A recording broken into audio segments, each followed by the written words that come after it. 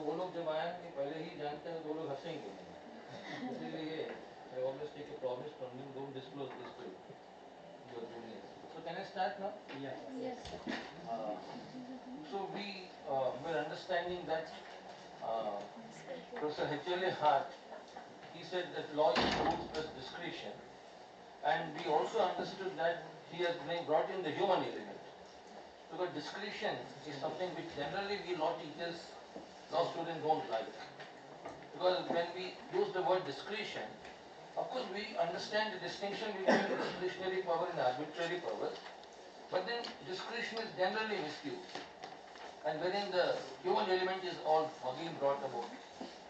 Hart, who was answering the legal realist, he said that because legal realism is also known as legal pluralism. That means they say that there are judgments and judgments, but there are no fixed answers. You understand that it all depends on the judge. So the judge, of course, is the author of the law.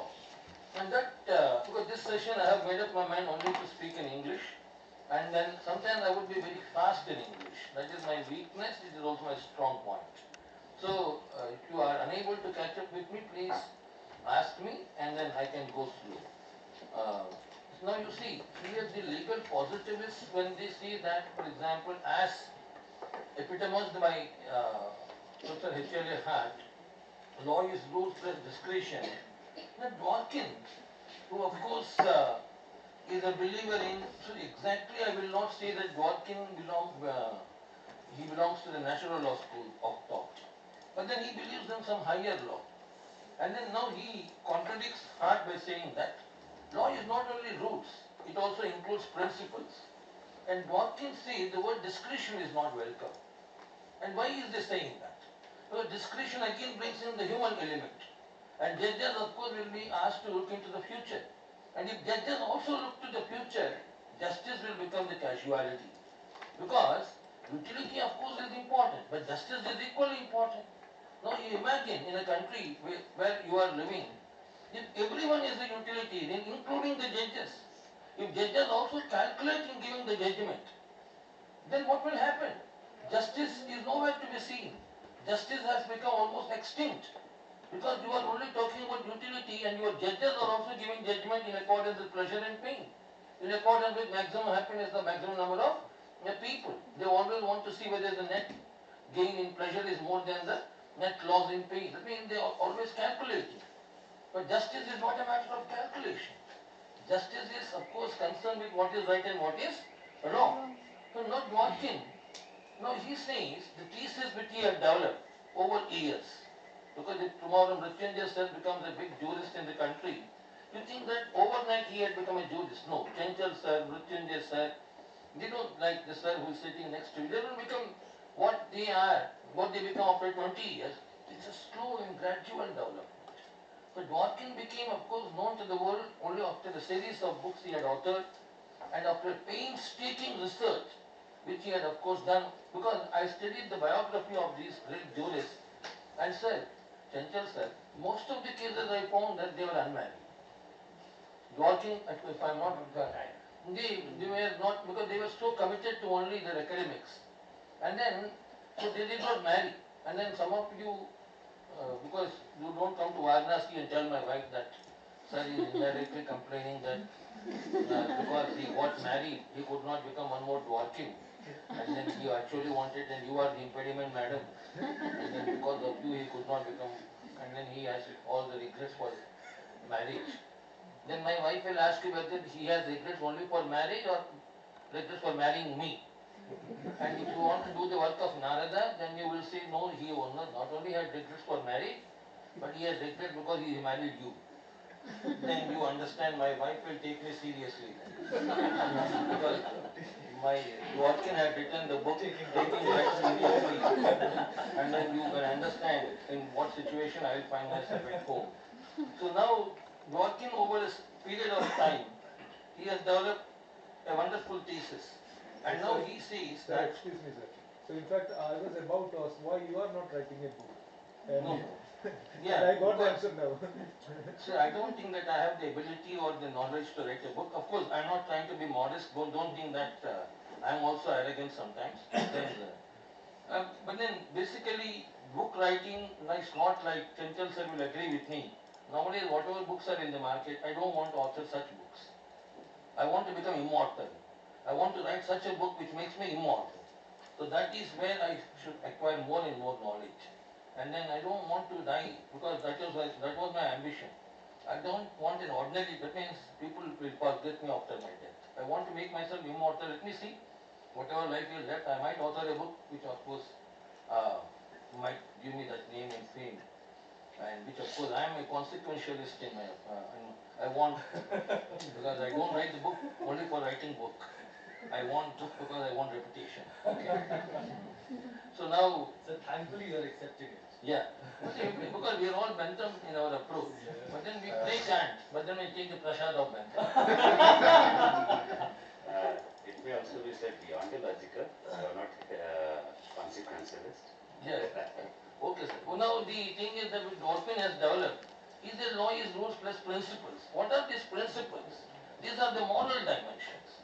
And here you must understand, to the positivist, the is and ought is separable. What is law is one question, whether it is good law or bad law is another question. But for the Americans, the ought cannot be separated from the is. Now, for example, because if you are basically teachers teaching in your faculties, Chanchal sir wanted me to talk about linguistic empiricism also. I would do that. But then, because you are young teachers, I would tell you what is the basic way to understand jurisprudence. Now, if you see, this is the chair. Now, I am coming to working very short and understand the basics, please. Why did you call it as a chair? Because you say it has got two arms, it has got two legs, it has got a cushion. You call it as a chair. Go forward now. Don't, because the teacher will not help you. The lady there who was sitting, now she is not visible. Yeah, because you are answering question from there. So anyone who can answer that? Suppose you say it is a chair, what is the next question? Now Bentham will say, suppose Bentham, this is the law department. Huh? The utility of the chair. No. What is a chair in it? No. Bentham comes to the law department. Please follow me carefully. That is how I understood the subject. And whatever I advised Sudhir yesterday, I practiced that. Yeah, Sudhir of course is changing places like Emilio. So whatever I did, I advised him. It is not that I advise do something which I don't do. Generally we preach something, we practice something. But then I only preach that thing which I practice. So here the thing is what? When Bentham comes to the law department, understand? You show him the chair. And then he will call it as a chair because it has got two arms, two legs. But from here Bentham will go to the morality department in the Himachal University. And there after going, what will he say? He will say from there, though it is a chair, it is not a good chair. Because Bentham, these are two different questions. What is chair is one question, whether it's a good chair or bad chair is, one is descriptive science, other is normative science. So Bentham will say natural law did not understand the distinction between is and ought. So he has divided jurisprudence into expositorial jurisprudence and sensorial jurisprudence. One is concerned with the science of law, other is concerned with the science of legislation. Sensorial jurisprudence is science of legislation. Expositorial jurisprudence is science of law. So here Bentham will say, now you will say, for example, anyone who can go forward, Bentham will of course in the law department he will say it is a chair. You understand? But because he has got two criteria. One criteria to say it is a chair, another criteria to decide whether it's a good chair or a bad chair. So there are two sets of criteria. But then, now anyone who can go forward. Now suppose Fuller comes to the law department, Leon Fuller. What will he do? You show him the chair and he will say, I will not accept it as a chair. In the law department itself, he will say it is not a chair. Why did he say that? Because he says, though it has got two arms, though it has got two legs, and though it has got a cushion, it is not comfortable for sitting. It is not serving its minimum purpose. The chair is identified through the purpose. And the purpose of the chair is meant for sitting. But it might be the most beautiful piece of architecture in the world. But then it is not serving its minimum purpose. So when it is not serving its minimum purpose, I will not call it as a chair at all. So for Fuller, there are no two criteria. One criteria to say it is a chair, another criteria to say it is a good chair. So Fuller will say in the law department itself it is not a chair. Are you following me now? Now why did he say it is not a chair? Because Fuller says, now you see, this answer is not that simple. It requires a lot of concentration when you would understand these big issues. That is the famous debate between Hart and Fuller. But anyway, see, Fuller is saying that purpose is something which is inherently there. What does it mean? The purpose is not external to the chair. He is saying that when you made the two arms, when you made the two legs, why did you make it? Because you are making it with the purpose that the form is two arms, the form is two legs, but the form is also dictating the content. So why are you making the form in such a way, two arms, two legs? Because the purpose is you want someone to sit there. That is why you are making two arms. Two. So the purpose is something which you don't give, which is already there in the design itself, in the form itself. The form and the purpose cannot be separate, like the positivists wanted. Because the positivists wanted that the heart of legal positivism is what? What is law is a question of fact. Whether it's a good law or a bad law, it is a question of value. This fact-value dichotomy was attacked. And now what are you saying? Some value must be there in the fact. No, the fact and value cannot be separated. A fact is not a fact without some value in it. So the value makes the fact a fact. And the fact, if it is separated from the value, then what will happen? You are a human being, but you don't have any principles at all. That means you might be 70 kgs in weight, but you don't have any principles. That means you are not serving your minimum purpose. Hitler's law was not serving minimum.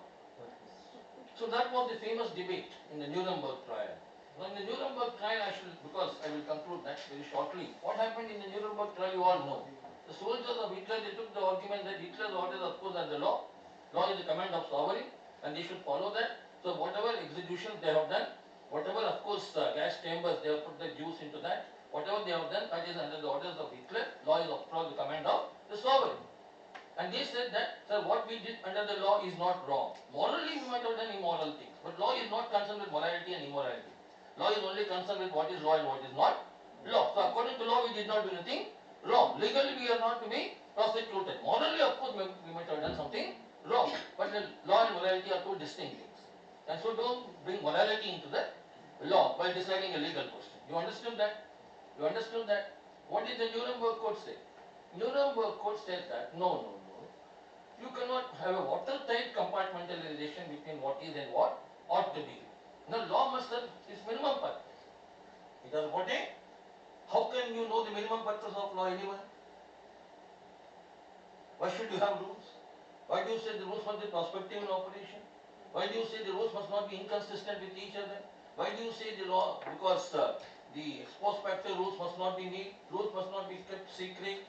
But when you see these things, the inner morality, which I was talking yesterday, when there is a procedure to make the law, like there is a procedure to make the chair, there is a procedure to make the law also. So only when you go through that procedure, you can make that which is known as law.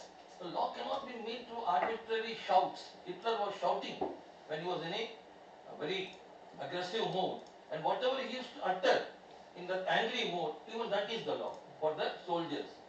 So, he did not comply with any procedure at all. But now the Nuremberg Code said, whatever Hitler said, that is not law, because that is not published. Most of the law was secret, and most of the rules were given retrospective operation. So there is a procedure to make the law. And what is that procedure? Law, this must not be secret. Rules must be, of course, known to everyone. Rules must not. So when you see the rules, you understand what? The purpose is also visible. What is that purpose? Law is meant for common good. Law is meant for the common. That you can understand only when you understand, because when the chair is designed, you have purpose in making that design. The purpose is an inseparable part of the form. Are you following me? So in the same manner, like when you say that you are talking about the form, the positivists wanted to exclude the content. But the content is something, Gorkin is saying the same thing. Law is rules plus principles. The principles are as much a law as the rules are, though the principles are not in black and white. Because the positivist will say only that is law which is in black and white, which is of course in the statute. Principles are not visible like the rules. Principles are invisible. Principles are not in black and white. So Hart will say principles are not law because they are not posited, they are not laid down. But Dworkin will say it is not that everything must be laid down to become the law. Principles, though they are not laid down, though they are not posited, even they are as much a law as the rules are. They are as much a law as the. Now you see, my dear participants, Hart and Dworkin debate has gone to such an extent. When Hart confronted Dworkin by saying that your principles are not law, what did Dworkin say, you know? Dworkin said, if you say principles are not law, then I will prove that your rules are also not law. Your entire legal positivism is built on the edifice of rules. That is the basic understanding of the positivist law is a matter of rules. But Dworkin is saying that if you don't accept principles as a law, then I will prove that your rules are also not, and your entire positivism will crumble.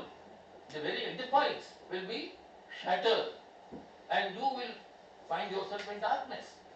So don't say principles are not law. Now let me come to that. Because the is and ought, whether it is separable or not. Whether law can be separated from morality. Now the examples I had given you is what? See, to make you understand, with the due permission of Professor Chanchal Singh, Chanchal ji, मैं आपको ये बताना चाहता हूँ, मैं आपको ये बताना चाहता हूँ, see, I'm आपको speaking English. The girls here, the lady teachers, now, women, they are having a principled approach. Suppose you are asked to decide who must be a prospective husband. No, you want a husband who is having, of course, that consistency, who will be with you in times of difficulty also. That is what makes it a principled view of life. The law also has certain principles. Suppose your husband tomorrow after marrying you, 4 gundas have come, and then you of course are alone on the road with your husband. If your husband is the utilitarian, and if he thinks that okay, if I run away, the pleasure will be more, and then he will leave it to the gundas and run away, that means you understand that. So Hart judges also what he is doing. He is going beyond the law. A difficult situation had come, and the judge of Hart is going beyond the law. He is running away. That means he is escaping from the problem. Dworkin is saying, my judge is not a coward like you. My judge will stand there, and then he will answer the question. And that is where Dworkin is saying that hard questions. That means when you come to hard questions, because if I am not with Chanchal sir tomorrow, suppose sir is my good friend, and sir, suppose in his times of distress he wants my help. I am only with him so long as he invites me to Shimla, and suppose he is not, I leave him because if he is in difficulties, then he says, I am not a good friend at all. Because a good friend is a friend who stays with you in times of difficulty. So the test of law is when the difficult cases go before the court. So there the judge must show that he will answer the question in accordance with the law, but judge will not go beyond the law. That is what Dworkin is saying, the principle view. The principle view. The law is rules plus a principle. Now you can ask me, what is that? Sir, please give us some examples. You can say that, sir, because Dworkin's thesis is both prescriptive and also descriptive. That is where Dworkin said, I am not only prescribing something, I can also give you n number of examples to tell you. Judges also follow while giving the judgments. When they give the judgments, they say law is not only rules, it also includes principles, and I can give you hundreds and thousands of judgments where the judgments are given not only on the basis of rules, judges give judgment with the help of rules plus.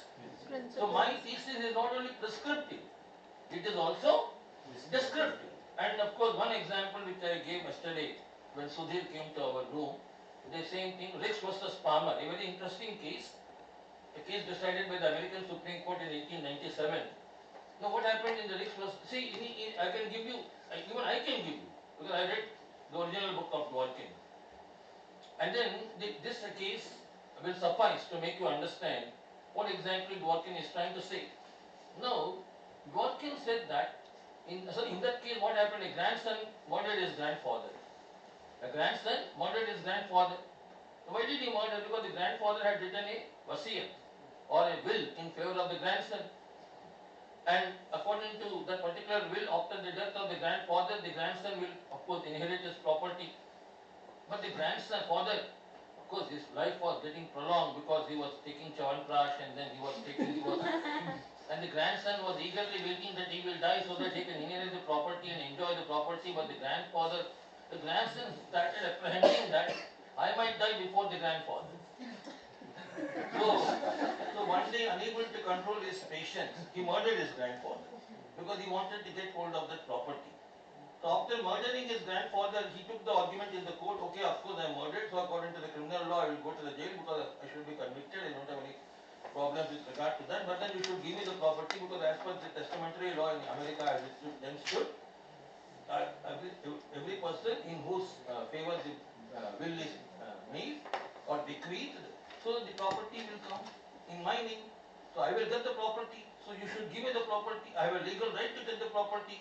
Of course I will go to jail, but they should give me the property. But the American Supreme Court said what? They have taken 2 years to decide this case. Because whenever moral issues come, it becomes a very difficult answer. Moral issues are not easy to give answers. But after that, American Supreme Court said what? You will go to jail, you will also not get the property. Now why did they say that? Because according to the law as it stood, the property must be given to the grandson. Of course he will go to jail, but the American Supreme Court will also not get the property. Why? Because they said that no person can take advantage of his own wrong. This is an equitable principle. This principle has evolved over a period of time. You understand that? It evolved. Evolution. It did not come in one day. It is not positive. But equally it is a principle of law. It means it is not something which we call it as a moral principle. It is equally a legal principle. Are you following me? Because Dworkin also said every principle is not a legal principle. Like Hart said every rule is not a legal rule. Because there are moral rules, there are social rules. Rule of recognition will tell you what is a legal rule and what is not a legal rule. In the same manner, Dworkin also said every principle is not a legal principle. There is a criteria to identify what is a legal principle and what is a moral principle. Are you following me? But Dworkin in this case, he said, the American Supreme Court said that you cannot take advantage of your own wrong, and that way it of course said that the grandson will not get the property. Now please follow me. Please follow me very carefully. Principles have dimensions of weight. Principles have dimensions of, but rules do not have any weight. Now, 2 principles can conflict with each other, but two rules will never conflict. Why rules will not conflict? Even if the rules conflict, we have rules of interpretation whereby we can resolve the controversy, that the later rule will prevail over the former rule, or the special rule will prevail over the general rule. You understand that? But in the case of principles, now principles can conflict. When principles conflict, then which principle will prevail? That principle which is most appropriate to that particular facts and circumstances of the case, that will prevail over the other principle. Now, you tell me, Mrityunjay sir can also make an attempt. Dworkin said rules will not conflict. Even if they conflict, there are rules of interpretation to solve the problem. Principles will conflict. Okay? Now, in this case, Rich versus Palmer, the rule did not come into conflict with the principle. One principle came into conflict with the other principle. One principle is no person can take advantage of his own wrong. What is the other principle? There was a law. A person should inherit the property. Yeah, you are in the right direction. What is the other principle? The other principle is law made by a democratic legislature must be respected. So that is the principle which is reflected in the testamentary succession law. And that law is made by democratic majority. So that principle is coming into conflict with the other principle, no person can take advantage of his own wrong. Now, judges decided that this principle, no person can take advantage of his own wrong, in accordance with the facts of the Ricks versus Palmer's case, this principle is having more weight than the other principle that the law made by democratic legislature must be That means that principle lost out. And this principle won. But only for this case. That principle which lost, it is not extinguished. It continues to be there. In the other case, that principle might prove out to be having more weight than the principle that no person can take advantage of his own wrong. Did you understand? Yes. Principles, they of course can conflict because they have weight. They have okay. Morality gives you weight and then law gets its weight. Why do you respect the law? If the law is what utilitarians think, then of course you will not respect law. Why do you respect your husband? Because you think he is consistent. He is with you in times of difficulty also. The same thing is with law. Why the Muslim population in the country is so secure in India? Why do they think that because if they are in some other country, they might not be that secure. Why are they so secure in India? Because we made them a promise in the constitution that we will respect your fundamental rights and we thought promises ought to be kept. That means we said that these are fundamental rights and these are fundamentally right. That means what is right yesterday is right today also. Now today you can say, sir, because you have given fundamental rights to Muslims, sir, Hindu-Muslim rights are on the increase and every day the society is experiencing number of law and order problems. So it is time for you to take back the minority rights so that the majority can become more secure and the society can become a better place to live in. Other countries are doing that and other countries are not giving rights to minorities. Let us do the same thing in India. That is a utilitarian argument. It is not a principled argument. The minorities are safe in India because we respect Part 3 of the Constitution and we say that even the majority cannot change the fundamental rights. Even the judicial review is so basic that we say judicial review is democratic in a democracy. Judicial review is not undemocratic in a because democracy is a number game. Democracy believes in numbers. Is it not so? Suppose the numbers are higher on my side, whatever I say is the law. So Modi's government today has the number. And whatever they say is the law. But even the majority is subject to some moral limitation. So far as India is concerned, the political is subject to the moral. That means, like I said, no. If political is everything, then what will happen? Whatever they say is the law. Austinian command. Law is the command of sovereign. But we say the political must be regulated by a higher law. We have the constitution. Higher law. Again we are going to higher law. Law is rules plus principles. Now we have a document over the parliament, the higher law. And the higher law is saying what? There are certain basic values. Equality, liberty, and we believe in these values. And we will never go against these values, though of course it might give us pain. We will welcome the pain, but we will follow the promise. We will. That means that is what makes you a human being in the real sense. Is it not so? That is what makes you a human being in the real sense. That means when the difficult time comes, then you should stand by your promise. No, it is very easy for you to comply with the promise in normal time. But when difficult time comes, that is what Dworkin is saying, that is the test of law. So law is not only rules, law is, it also includes. And now, suppose some of you may take the argument, sir, in this versus, because this lecture is not only meant for the beginners. Suppose you take the argument that, sir, in Dix versus Palmer, we don't agree with Dworkin. Actually, the court made a new law. And sir, you said that according to Dworkin, judges can never make law. But sir, judges deprived him the property, the grandson. According to law, he should be given the property. So say he is not given the property. That means judges made law. And you said Dworkin's view is that judges must never make the law. What is the answer? The answer is that Dworkin will say, in Rich versus Palmer's case, judges did not make any new law. They changed the law while applying the law. They changed the law while applying the law. And what is that? They interpreted the rule with the help of a principle. Now why did they interpret the rule with the help of a principle? Because the principles are the objective meaning of the rules. Are you following me? Because the principles, they control the meaning of the rules. And principles, they are invoked to get a better understanding of the rules. Are you following me? Now you see, Hart will immediately retaliate.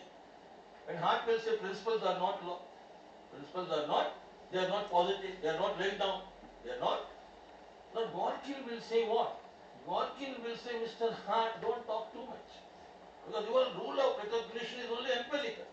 It can identify only the rule. It cannot identify principles. You don't understand what principles are. You positivists, you don't understand what are principles. Dworkin had written very interesting articles, Principles and Positivism. Principles and Positivism. In that he writes that the positivists can only understand the form and they cannot understand the content. They cannot understand that because they think that what is law is one question, whether it is good law or bad law is another question. But then the principles are ensuring that the interpretation will be just interpretative exercise. The interpretation is equally important. Interpretation is equally, and judges are not active makers of law. At the same time, they are not passive finders of law. That is something which Dworkin is of course saying, because Dworkin is saying what? Judges only interpret the law. Judges never make the law. And what is that interpretation? They interpreted the rule with the help of the principle. Are you following me? And now I will tell you the most important sentence, which of course Sir will appreciate in my opinion, because that is meant for Sir's consumption. Now you see, when Dworkin said that, if Hart says principles are not law, because they are not laid down. When Dworkin said rule of recognition will not understand, then Hart will say, if rule of recognition is not the rule through which you identify or separate the legal from the moral, then what is the other rule? Dworkin will say, my rule is different. My rule is, I don't believe in rule of recognition. So the name of Dworkin's judge is Hercules. Now Hercules in English means what? It's a Herculean task. It's a very difficult task. Now my dear participants, please be very careful now. Now legal part, because the basics are very important. If at all you ask me, I'm not, see if at all some students say, sir you are a good teacher. I became whatever it is that good. Because I wanted to understand the basics. Before going to the classroom, did not want to build castles in the air. I wanted to stand firmly on the earth. So my base must be good. So I started entertaining this type of questions. Who is this Hercules? Now, when you look at legal positivism, why did they want to separate law from morality? Because they thought that they have to do a lot of hard work. Morality is a very diffuse subject. Law requires immediate answers. So if you go into moral, because if you enter into moral questions, when you are answering a legal question, and if you think law and morality they are not separable, then what will happen? Judges will take so much of time to answer the questions. Because it's a moral question also which they are addressing. So they thought judges must give immediate answers. And what is that immediate answer? Whatever law is in the statute, just apply that and then judgment will come out immediately. Now Dworkin is saying that you are afraid to do hard work. Because you should believe in hard work. And what is that hard work, anyone? Don't go beyond the law, because it is very easy for you to go beyond the classroom and then say that you pick up some legal principle, again come into the law, again come into the classroom and posit it and say it is the law. You can easily go beyond the law. But then you must be here only. You must stay within the law. And what you should do?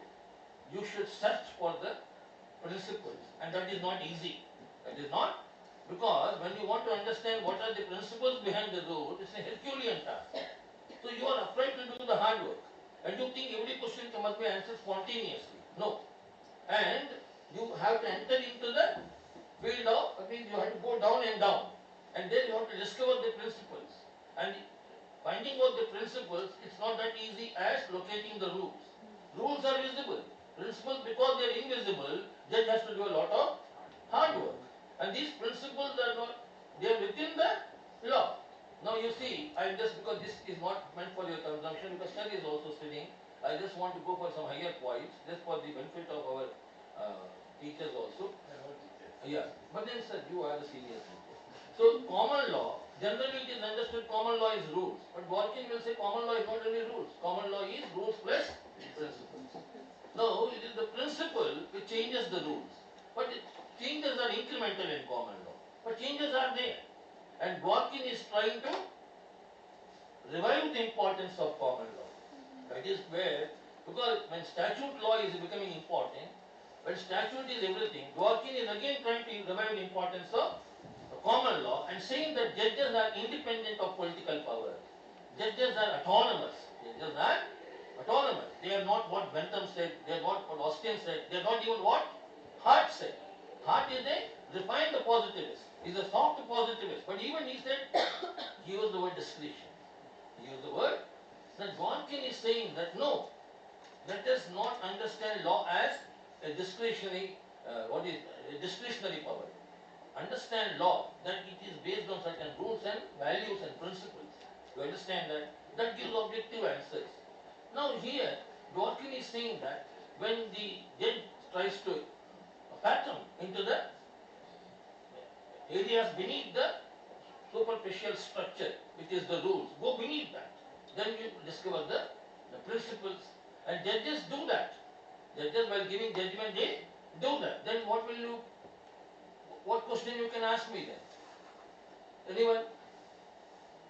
You will ask me, sir, if judges give judgment on the basis of principles, it will consume a lot of time. Heart is better, sir.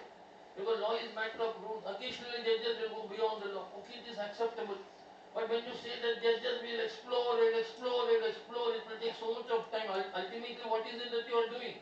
Again, you are inviting moral things into the law. Principles are nothing but moral versions of the rules. So you are going again into moral questions. Again, before the court, you are not answering it or arguing a legal question. You are arguing a moral question disguised as a legal question. That means a moral question disguised as a, again, the judges will find it difficult to answer the question. They have to go again and then penetrate into the layers of law, one layer after another. It will consume a lot of time. That Dworkin has an answer to this question. Dworkin will say, and then one more question you will ask me, what is that? So once you enter into question of principles, what will happen? You get many answers. Because morality does not give you only one answer. Morality gives you, ethics is condemned to pluralism. Ethics is condemned to pluralism. इसका मैं एक joke बताएंगे, थोड़ा आपको ज़्यादा हो गया, तो इस जोक का मतलब मैं क्लास में अक्सर बताता हूँ. मेरा डिपार्टमेंट में जब मैं स्कूटर स्टैंड की तरफ जाता हूँ क्लास लेने के बाद, बच्चे पीछे आ जाते हैं दौड़ के. सर बता दीजिए लॉ एंड मोरालिटी में क्या अंतर है. सर बता दीजिए लॉ एंड जस्टिस में क्या अंतर है. तो मैंने ये बताता हूँ, justice is something which connects law and morality. Sir उसका मीनिंग बता दीजिए. तब मैं उनको नजदीक बुलाता हूँ, नजदीक आने कस के उनको पकड़ लेता हूँ. लॉ एंड मोरालिटी का अंतर आज तक दुनिया में किसी को समझ में नहीं आया. और तुम मुझे खड़े करके इतना आराम से पूछ रहे हो, उसके सब फट से बता दीजिए तो पकौड़ा बना के दे दे. और उसके मोरालिटी और जस्टिस में अंतर पूछ रहे हो, ये हार्ट को ही आज तक समझ में नहीं आया. तो वो भी कितना पिछले पागल होके मर गए थे वो भी.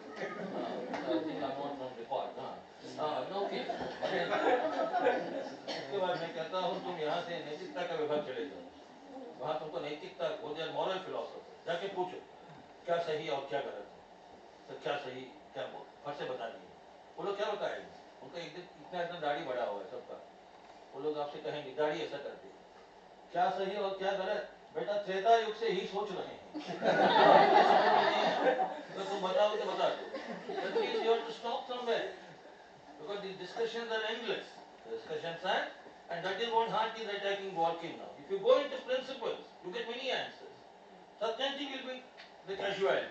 Objective answers will not come, and you are disguising a policy argument as a legal argument. These are questions of policy. Okay. But then you are disguising them as legal questions, and the court is not competent to answer this. The court is not competent to entertain moral questions. The court can entertain only legal questions. And suppose you disguise a moral argument as a legal argument, and you are advancing argument on the basis of principles, again the dilemma which we had. What did Hobbes say? The solution to moral dilemma is political. That means we travel from moral to political. So you are disturbing the entire thing. Political will give you definite answers. Political is the law made by the parliament. That is in the statute. Judges interpret the statute and give them the judgment. Occasionally when there is no law, the judges go beyond the law and make the law like legislators. That is the best solution. But suppose you enter into moral question, what will happen? Again you will enter into moral dilemma. Again the boundaries between law and morality will not be clear. Again the distinction will not be clear. All these problems will come. Are you following me now? Now I am giving you a very interesting, and then here everyone, even you can answer. Yeah, you can. You have to. Law is the command of sorrow. So now what is the thing? When we argue that Hart and Fuller debate में जाएंगे. When I'm speaking only in Hindi nowadays. I've become so that much an expert in Hindi because BHU has taught me. Whenever I go to classes, my students look at me and say, "Sir, Hindi में समझाएं." Then when it's very difficult for me to speak in English because that is the problem which I am experiencing nowadays, which I confessed earlier in one of my lectures in a seminar. I know that comfortable in English now, and that is of course affecting my rhythm and my flow. Okay, but I will come to Shimla very often so that I can only speak in English here. And Central sir will keep on saying, "Sir, English, English." So now the thing is that because we require some humor also, is it not so? Yes. Okay, that humor I am giving you right now. उसके बाद में आप लोग Hitler आए, एक मरीज doctor के पास गया. आपको डॉक्टर का ही एग्जाम्पल क्यों देते हैं? क्योंकि आई डोंट लाइक डॉक्टर्स. तो मरीज डॉक्टर के पास गया, कहा डॉक्टर से, डॉक्टर सर आजकल जो भी दिखता है दो दिखता है. डॉक्टर को इतना छोटी बात बताए, 3 लोग क्यों आ गए?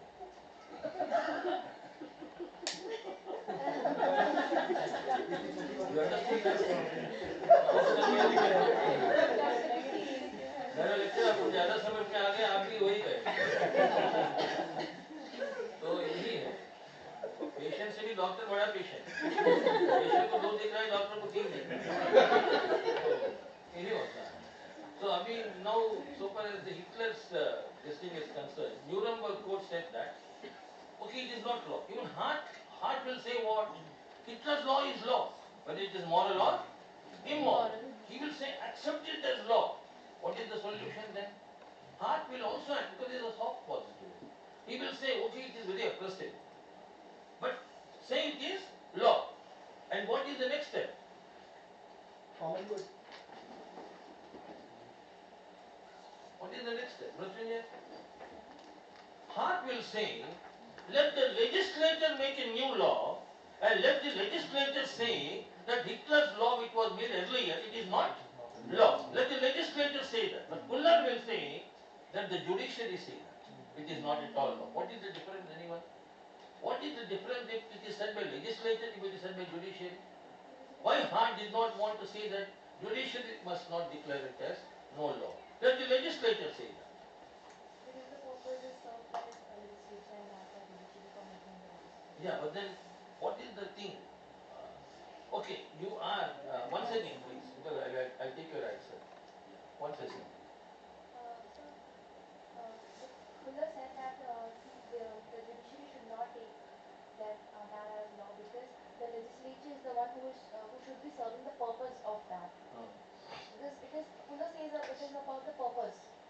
Okay, Fuller said that precisely for what reason you know, and why Hart was opposing that. Because if judges are given importance, positivists don't like judges to be given importance. They want legislators to be given importance. If judges answer the question, they will answer the question of morality and immorality. They will say Fuller's law is immoral. That is why it is not law. They will go according to the content. But Hart wanted to say, don't go into the content. Law is already made by the parliament, legislature. So let them say it is not law. Let judges not be given the right to decide whether it is law or, if judges are sitting in judgment over the parliament. Are you following me? Are you following me or not? That means again the moral dilemma will come. What is that moral dilemma? How much of morality must be there in the law? Hitler's law lacked morality to what extent? How much of morality is required to make it a law?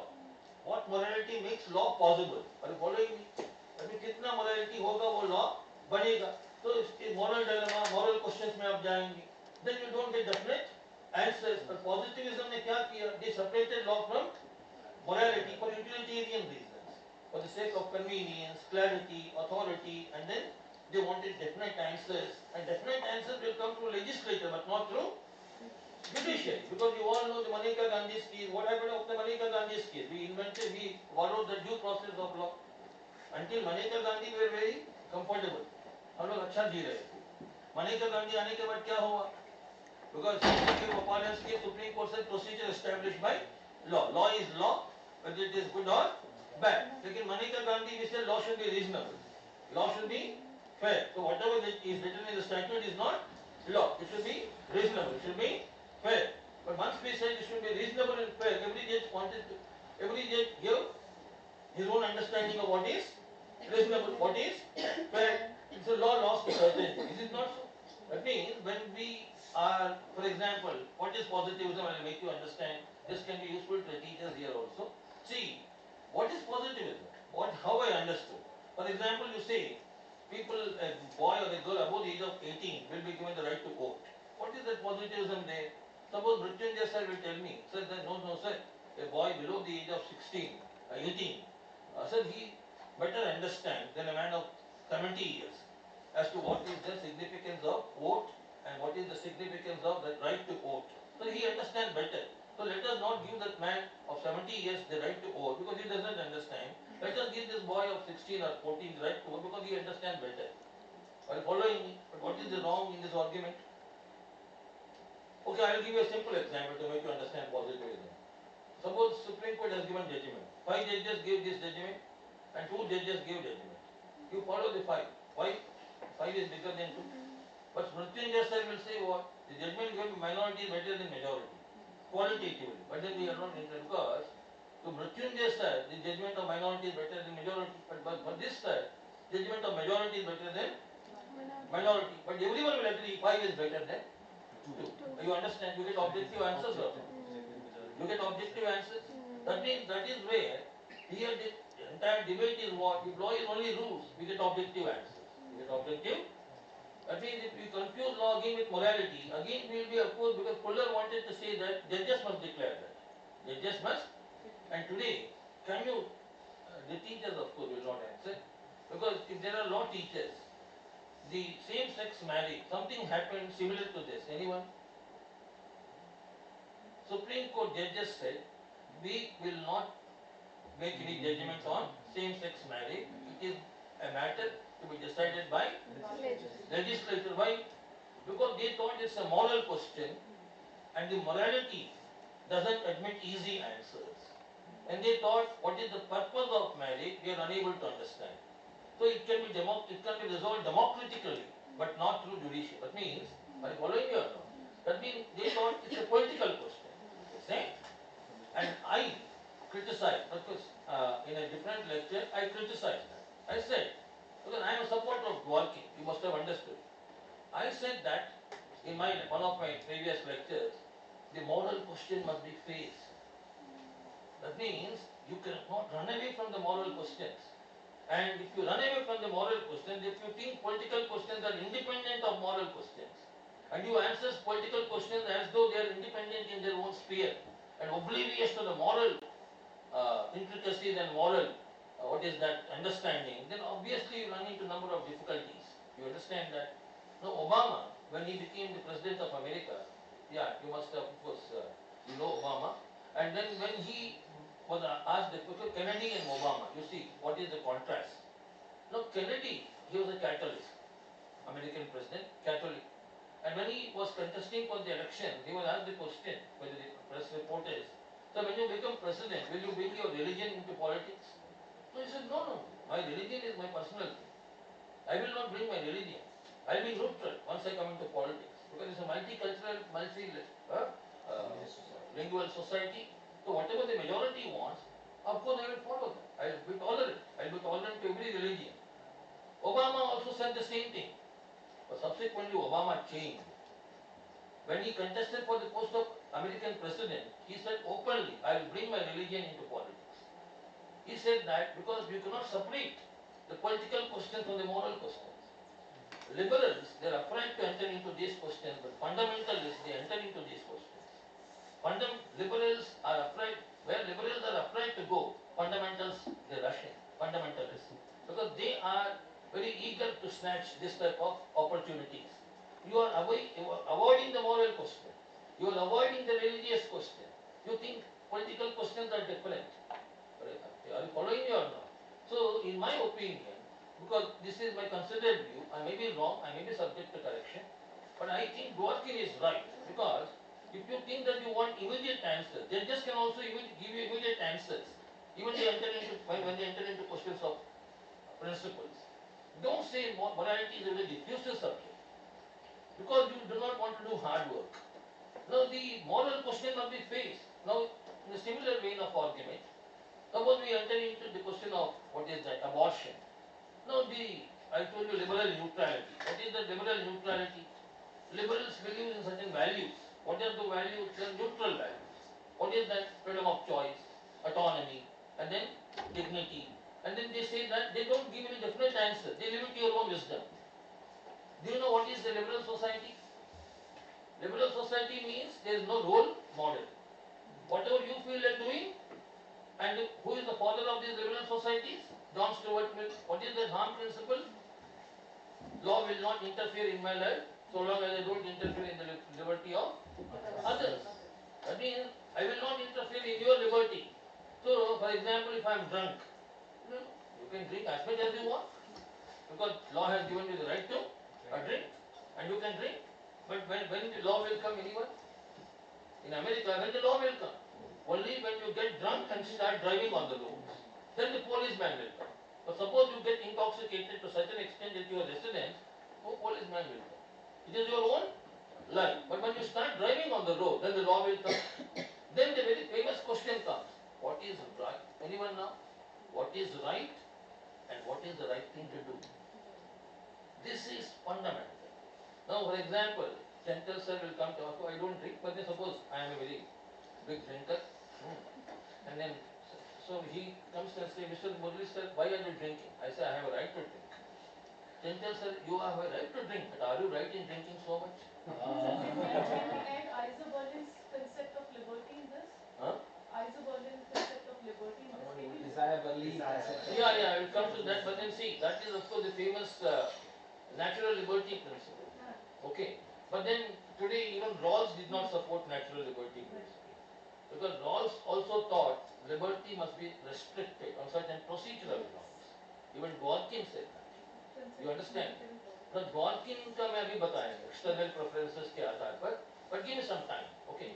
And now see what is right and what is the right thing to do. Now we are because when you say that you of course have a right to drink, but then are you right in drinking so much? Anyone who can connect this to John Stuart Mill and Jennings, the social utility.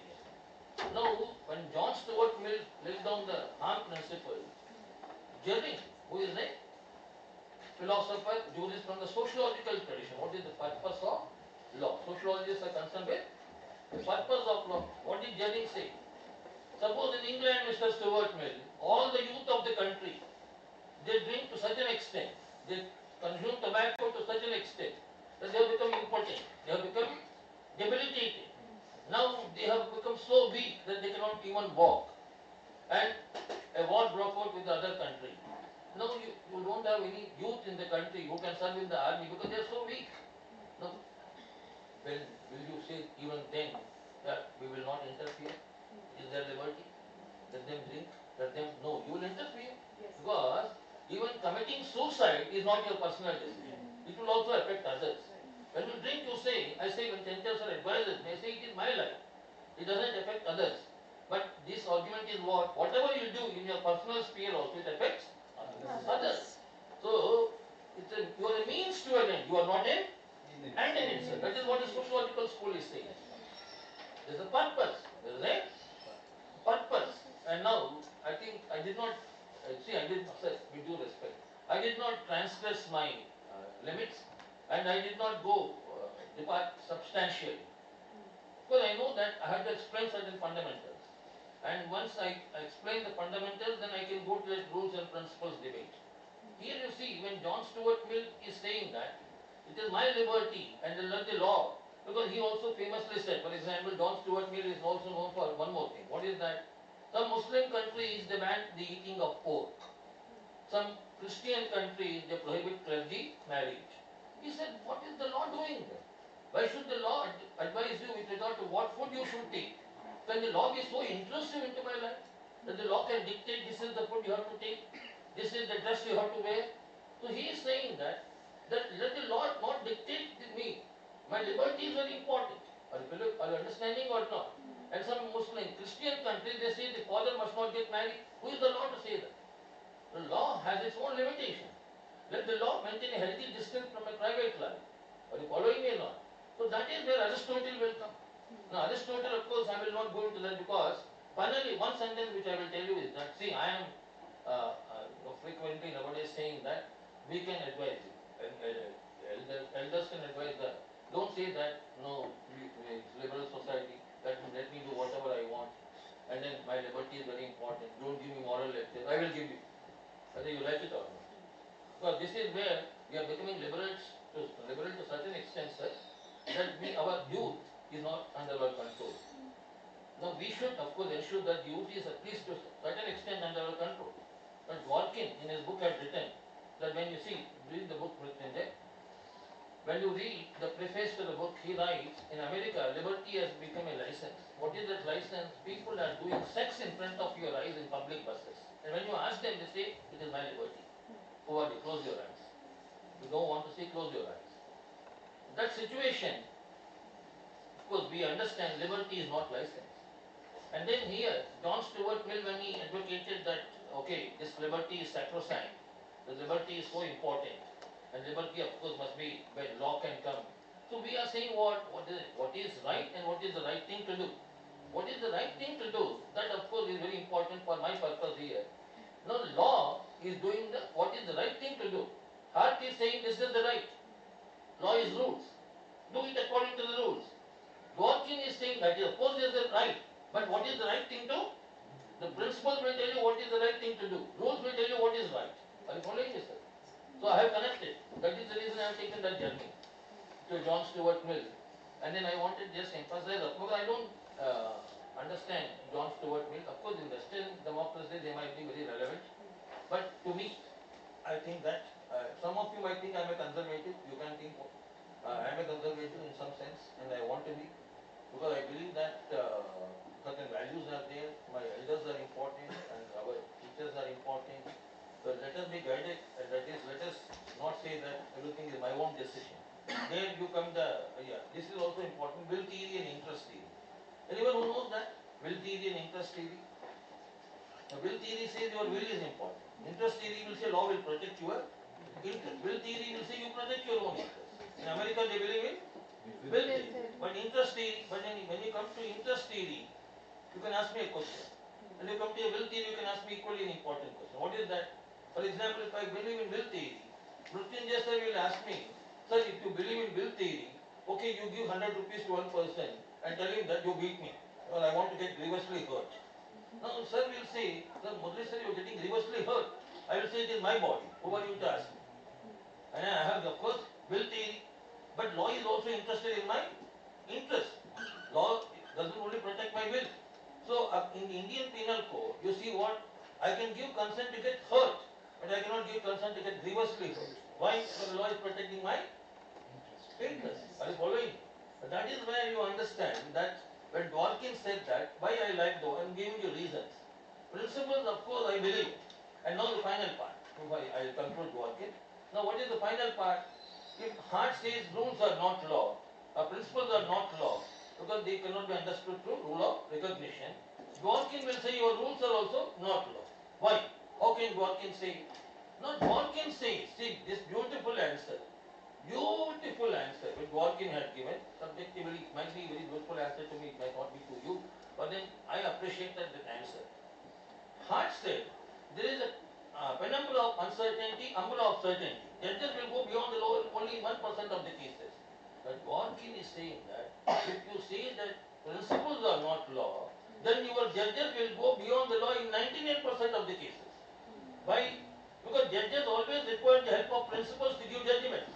If law is deserted from the principles, if law is only rules, judges have to frequently go beyond the law. It is the principle which is ensuring that judges do not go beyond the law. Because, and Dworkin is saying what? In 99% of the cases which go particularly before the appellate courts, the law involves the moral question also. Law involves the ethical question also. Law cannot be answered only on the basis of rules which are in the statutes. Law must be supplemented by certain higher things which are known as principles. And judges definitely they take the help of a principle. That is when they don't go beyond the law. But if you say law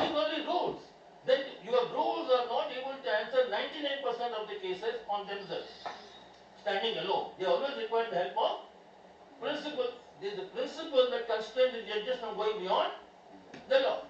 So that is where Dworkin is saying that if you say principles are not law, then your rules are also. Why? Because judges frequently go beyond the law means what? They are going beyond the law and making new law every time and again coming back into the law again. The existing rules are not given any importance. The judgment is not in accordance with the rules. Judges are every time making the law by going beyond the law. That means your positivism collapses. Positivism collapses. So don't say that principles are not law. Because, for example, the Atma and Paramatma cannot be separated.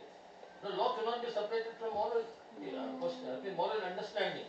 That is why Dworkin is famous for that moral reading of the statute, moral reading of the constitution. You understand that? Now, of course, my time is limited. Now, I go to a because madam there is a very interesting question. But before that, let me answer. See, Dworkin said that he of course said that judges cannot go beyond the law. He protected human rights from the hands of judges. He said judges are deontological.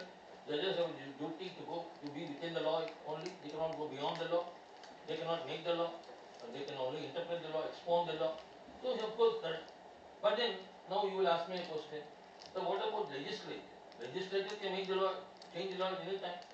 And legislature they can of course take back your rights also, natural rights, fundamental rights. So how will you ensure the legislature is also controlled? Now Bentham will. Yes, of course judiciary is there. But then when you are making the law, majority makes the law, no? So when you are making the law, what about the minorities? You protected the minorities through judiciary. But what about the parliament? What about the parliament? Now, for example, you call Bentham. Now we are talking political level, not in the legal level, political level. Okay. You call Bentham. Bentham will say what writing is subjected to voting. Whatever the majority says, we will follow. If 7 said, central said is good. If 3 said he is not good, what 7 said is. So let us give everyone a vote. I mean, he will be given one vote, we will be given one vote, and we are deciding whether Muslims must be given reservation or not. Right? You all vote. And whatever majority says, we will follow. And Bentham will say that is the ideal approach. And because everyone will be given only one vote, whether a rich man or a poor man. Yesterday I told you, Bentham is, what is that? Neutral. What is that neutrality? Even my own daughter will be given same importance as others' daughters. My daughter will not be given any special treatment or special importance. Then of course I am equal. So Bentham will say everyone is equal. Everyone has only one vote. That is the equality in the utility. That is the equality in the. So Bentham says my utility is equality based. So I understand that. So 7 said minorities must not be given reservation. So minorities will not get reservation. So I am not against minority. Majority said that they should not be given the human rights. So they did not get. I am not against minorities. This is what the utility says. Are you following me or not? But Dworkin will come. And Dworkin will expose the egalitarian pretensions of utilitarianism. He will expose the egalitarian pretensions of utilitarianism. What is that he had done? But Dworkin says that suppose you have 10 cars and you have 11 people. What are the 11 people? One is a black man. And then you say who should be given the car? You are deciding. And then what is internal preference and what is external preference? Internal preference is that you say, white man will say, I should get the car, black man must not get the car.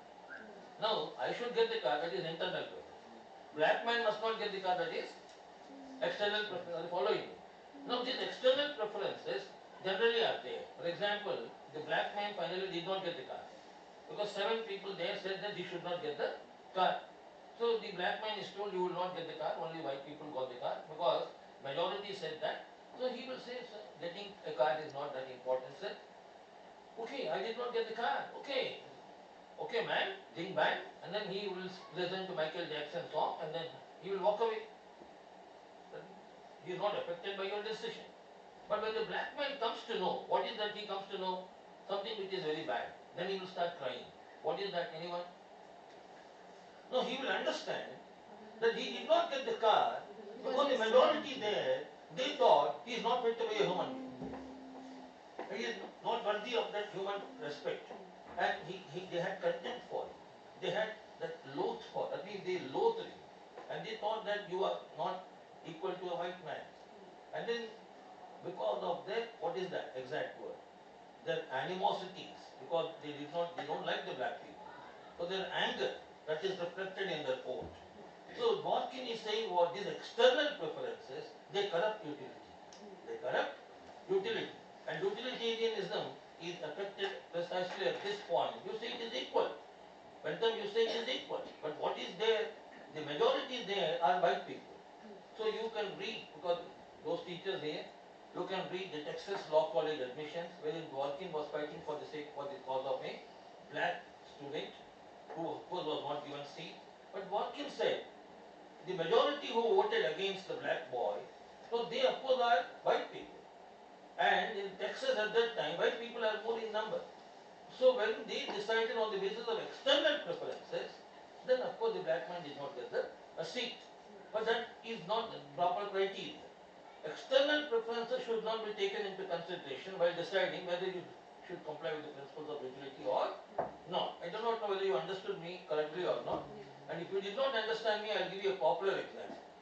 Sridevi ji and Madhuri Dixit. Sridevi ji, of course, is no more there. Both of them want to become prime ministers of the country. And both of them contested the elections. Finally, Sridevi ji, she won the elections and she became the prime minister. Madhuri ji, she lost out. Why did Madhuri ji lost out? You are asked to give vote on the basis of utility. Who will become better prime minister, Sridevi or Madhuri ji? But you did not take that into consideration. You thought Sridevi ji is a South Indian, I am a South Indian. She is tall, I am tall. And then all these personal preferences, external preferences you brought into the voting process. And why did Madhuri ji lose in the battle? Because you voted on the basis of external preferences, and she lost the battle because you did not respect human dignity, you did not respect that, and then you thought, because you were asked to decide who can be the better prime minister. But you did not go into that question at all. And one more important example given by Dworkin in his own book I am giving you. These are all examples borrowed from Dworkin. Now suppose the university administration wants to say that we want a swimming pool or we want a hospital. Now whether swimming pool must be constructed or hospital must be constructed. Now finally swimming pool it won the battle. Hospital lost the battle. Now when you made an inquiry, because every student is only one vote. And this swimming pool, hospital lost the battle. Swimming pool won the battle. Finally you want to construct the swimming pool. Now why did swimming pool lose the battle? Because the students there, they seldom get sick.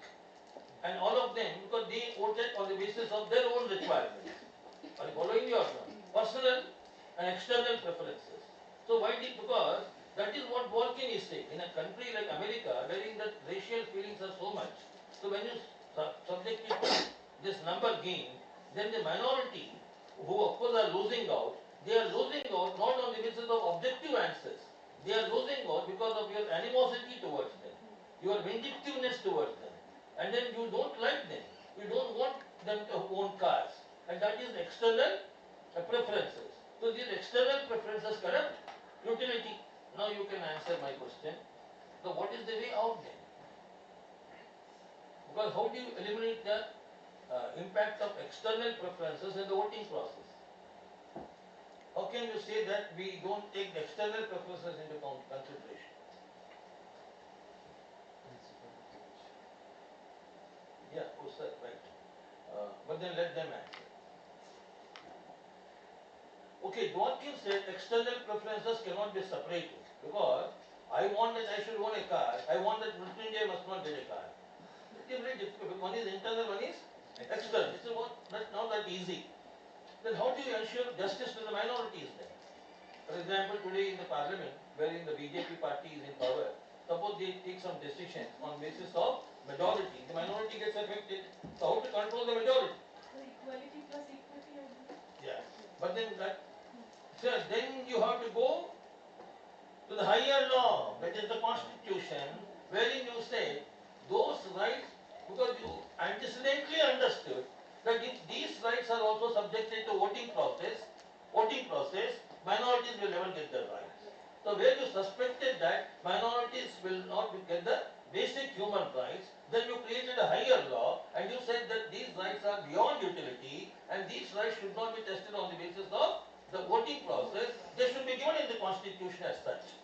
And you said part 3. And you said they are not subjected to voting process because subjected to voting process, then rights are not secure. Rights are vulnerable to the dictates of the majority. Is it not so?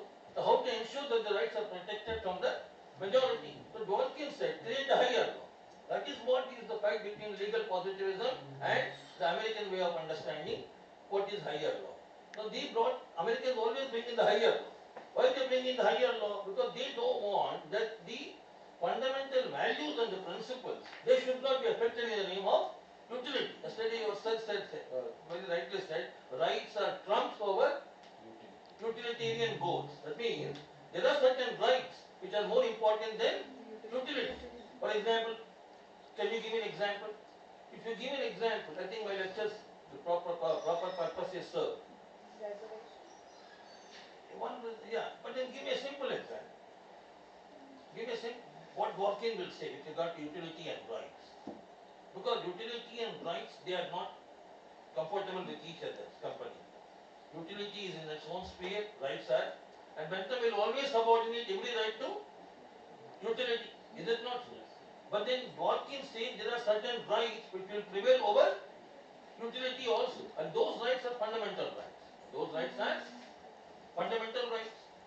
And I will give an example. See, suppose you talk about the poor man's right to food and the rich man's luxury of having food. Rich man gets pleasure in taking the food. The pleasure is more.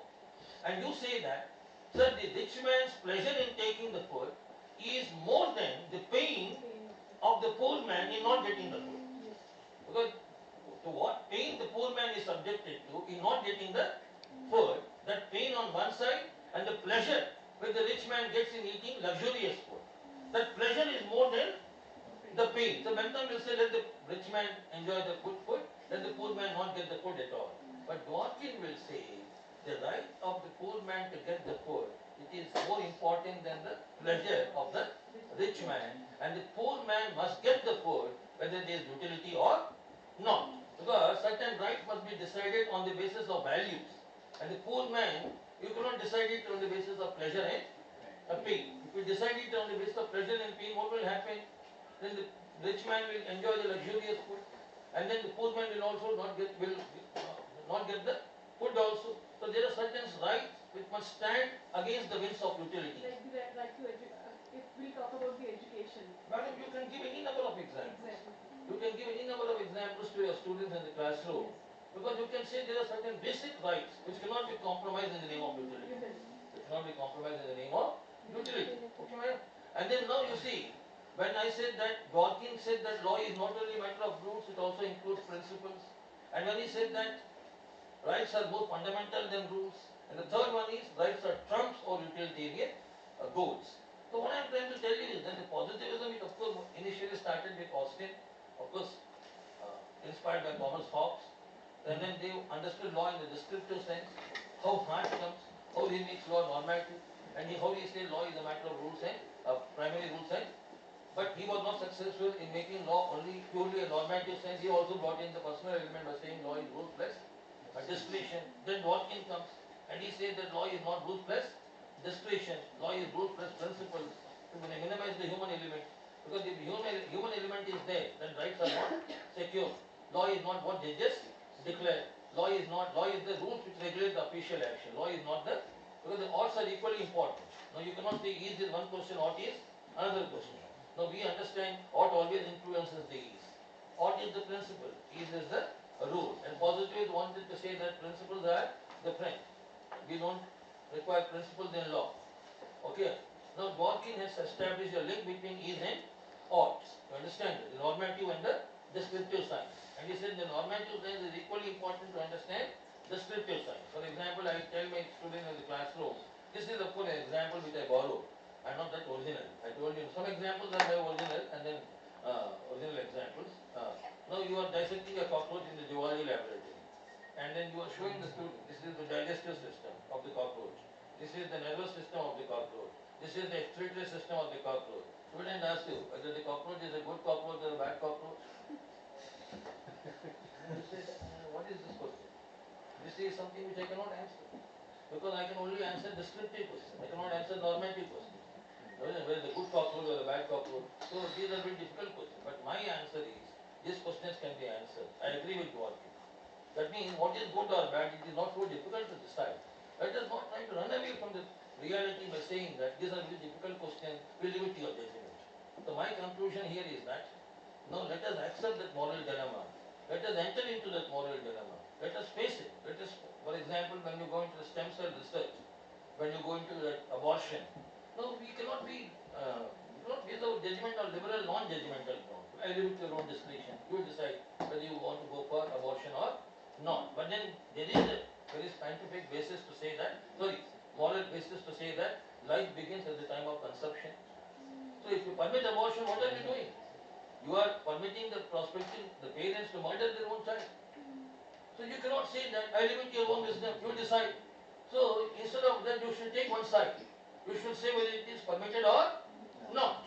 Stem cell research, you take a utilitarian argument. Stem cell research is so useful. It is of course useful to cure diabetes. It is useful to cure Parkinson's disease. It is such a wonderful thing. But then, if you take a principle review, stem cell research, because you destroy the embryos in the process. Every embryo is carrying a life. You are destroying life, human life, in the process of utilitarian argument. So can you permit that? No, the liberal non-judgmental ground is not, no, we will permit that. Because we cannot decide the moral question with certainty. It is full of uncertainty. Let us not enter into this dilemma at all. Let us leave it to the judgment of. But then we have to face these questions. We have to face these questions, and then I agree that law, of course, cannot be understood only through rules. And Dworkin is right when he said that law, of course, had been traditionally, the common law was not only rules, it was also principles. And common law, it cannot be subordinated to the legislature to such an extent that you cannot say judges must always follow the legislature. Judges are autonomous. They can question the legislature also. They can subject the legislature to moral scrutiny. And judges, of course, are playing a very important, because the very name judge says justice. Is it not so? That is what Dworkin has written. So judges are not lawmakers. If they are lawmakers, then what is the difference between judge and legislator? Judges only interpret the law. They correct the legislature. They say this is not the right method to make the law. Judicial review. Why judicial review? So judicial review is not undemocratic in a democracy. Why? Because even majority must be controlled, even in a democracy. Are you following me or not? So that is how I wanted to tell you that because we had a long journey, and if you have any questions now, I will take the question. And if you think I have some more time, I can enter into some other area. We can take some questions. So as you say that in positivism, they basically ignores religion and intuition and ethics thing.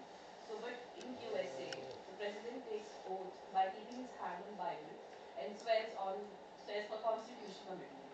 So how they are to relate it is totally different.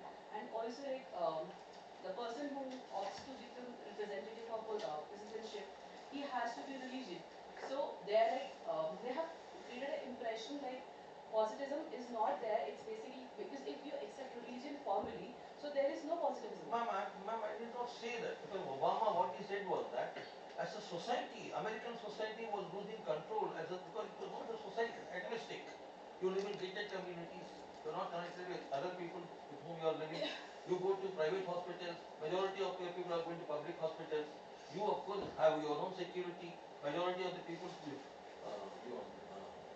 rely on police. But then you are a creed by yourself. That means the divide is coming. So there Obama is saying that why don't you think as a society, let us all send our children to the same school, rich or poor. I mean that will develop that shared feelings. That will develop that shared culture, which of course Americans were lacking at that time. Because send your children to the same school, send your children to the same hospital, don't live in gated communities. Then you construct a boundary and say that we of course are different people. Live in the same area where other people also live.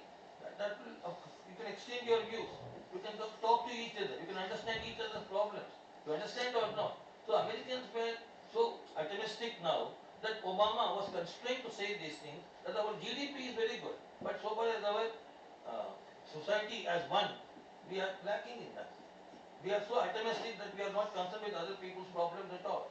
The moral questions are equally important to answer. And that is why you cannot run away from the moral question just because you enter into a moral dilemma. The dilemma is of course certainly welcome. And then of course the Supreme Court very recently said that the issue must, with regard to same-sex marriage, that should be resolved democratically. But then I gave a different answer in my previous, I said that because I followed Aristotle and I followed a Supreme Court judgment of America, wherein the judge, if I remember the name of the judge, the judge said that, see, here what you have to understand, right to choice is one thing, and right to an informed choice, right to a well-informed choice, what is the worth of the choice, that is equally important. Suppose you say that homosexuals, you decide whether you will get married or not, okay, we give you the autonomy, and then you decide on the basis of that individuality, or that is the liberal non-judgmental grounds, or the libertarian answer. Okay, I will come to Robert Nozick when you said, answer 5 minutes. Libertarian, Robert Nozick is a libertarian. Now, a libertarian answer is what? They want only liberty. And then they will say that let me decide, because they say we own our body. That is something which libertarians are very fond of saying, that our body is our property. And that is where Kant differed from. Kant said that your body is not your, because even Locke did not agree. Though Locke believed in human rights, property rights, he never said that your body is your own property. So libertarian arguments, so when I read my personal view, I may be wrong, I may be excused, I may be criticized, I may be, because I am speaking before the country. But what I felt is that somewhere, because this is my honest, I can change my view. That is one alone. If Mrityunjay gives me better reason, and Chantal, I can change my view. I am open to change. So don't say that I am very dogmatic in my view. I can change my view, but what I felt is that somewhere we are trying to run away from the important questions, and we take shelter in liberal non-judgmental this thing that we live at your discretion. No, I think we have to face it. We have to face it. And let us take, because yesterday I told Mrityunjay sir, whether justice is neutral or justice is judgmental. I said justice is judgmental. Take a judgment, give a judgment. Don't say that justice is neutral. That because that is what Rawls tried. He said that he wanted to give a theory of justice which is neutral between rival conceptions of good. So he did not want to go into questions of good at all. He said, you decide your own good, he will decide your own good. That is a liberal society. But I decide that I can tell my children, I can tell my students, this is the good you should follow. I will impose myself upon them, because they do not know what is good for themselves. Are you following me? Then you will criticize me, sir, you are interfering with our liberty, and you are saying that you will impose yourself upon us, that means you are not liberal, you are a non-liberal, okay, I am a non-liberal. Then you say I am intolerant, okay, I am intolerant. Now, tolerance is a virtue, but intolerance is equally good. Sometimes intolerance is, sir, tomorrow when he takes you to task, it is equally good. Sir just now told me that he was not angry, he was not, I'm sorry, sir. He said he is not comfortable with you, and then you are not that disciplined. Okay, had I been in his position, I would have also done the same thing. Because somewhere discipline is important. We cannot leave it entirely to your choice.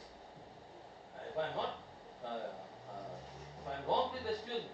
Because that is what the children today, they look forward for guidance from parents. Let us give them guidance. Let us tell them this is what you should do, this is what you should not do. Let us not say in the language of John Stewart, will do decide whatever is good. In America, you see that 16 years you can purchase condoms, 18 years you can have sex, 20 years you can become pregnant. It is your own choice, freedom of will, freedom of choice. But can we be, see, I am not criticizing the American people, I am not doing anything. That way of living is different. But we have a different, so I think that then what is deed and what is what. Okay, Robert Nozick finally, because the lady, madam there, said only 5 minutes. So Robert Nozick is a libertarian, and Robert Nozick has written a very good, what is the distinction between liberal and libertarian? Libertarians, of course, they think that liberty is the only thing, and they don't believe in equality. Of course, they believe in equality in a different sense, but they tell you, equality must not be brought through the law. You understand that law can only give you liberty, but law should not try to make everyone equal. That is where because he is brutally frank. And a book written by him is Anarchy, State and Utopia. What do you mean by anarchy in the popular sense? That means there is no law and order. Everything is in a very disturbed state of affairs. Anarchy. But Robert Nozick said, what is anarchy? There is no political governance. There is no state. And all anarchists, they are against political governance because they think we can rule our own selves. I can rule myself. And one of the greatest anarchists, what did he say? Any external rule is tyranny. That means I should not be ruled by external forces. Who is the state to control me? Who is the state to guide me? I can decide what is right and what is wrong. So they think that the political governance, which is the root of all the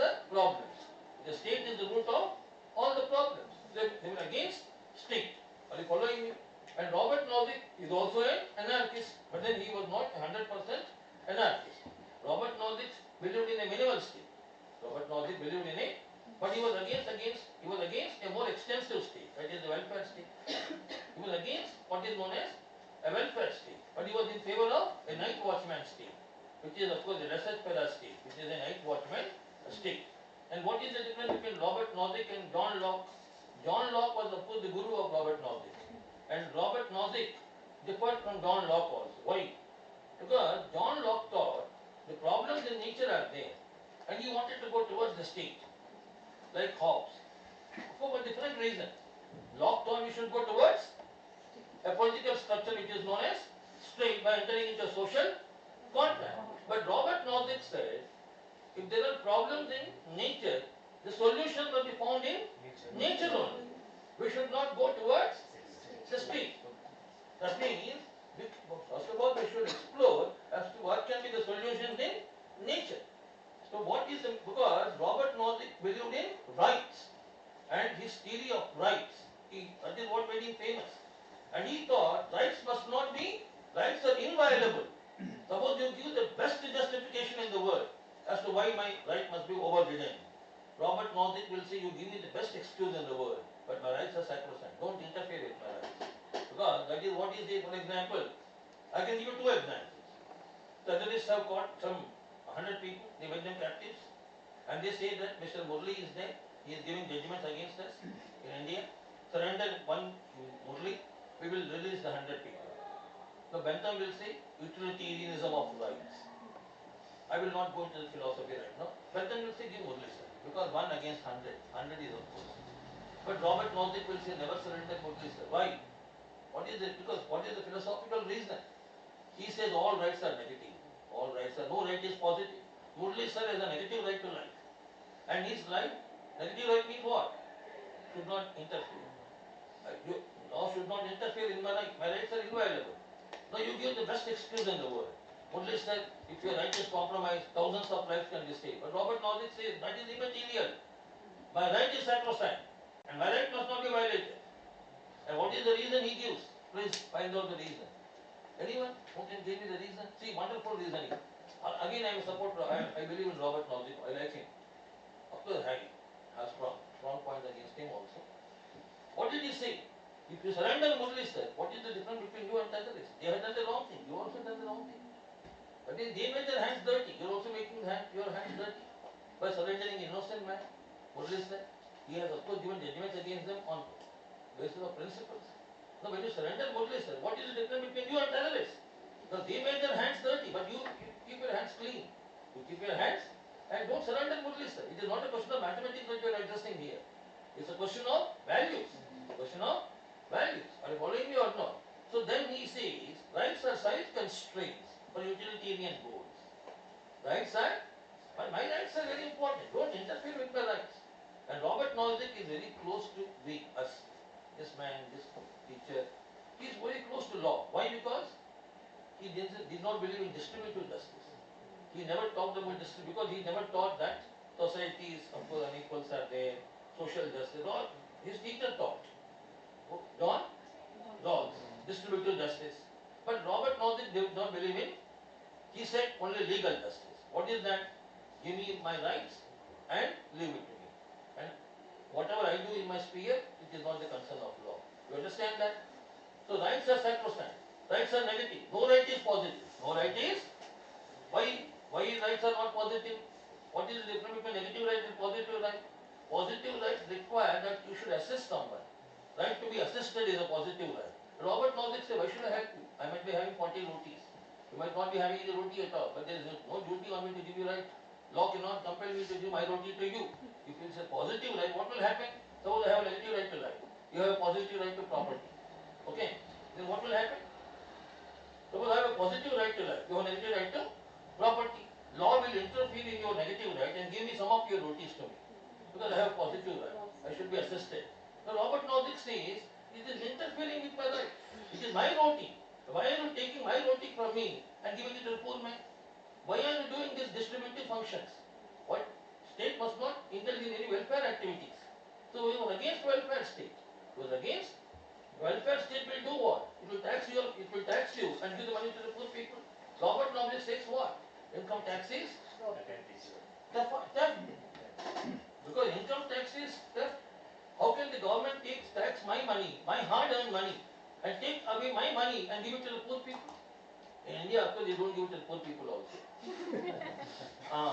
That's a different question altogether. But then we are now confronted because he says that this income tax is theft. Income tax is a theft. All rights are negative.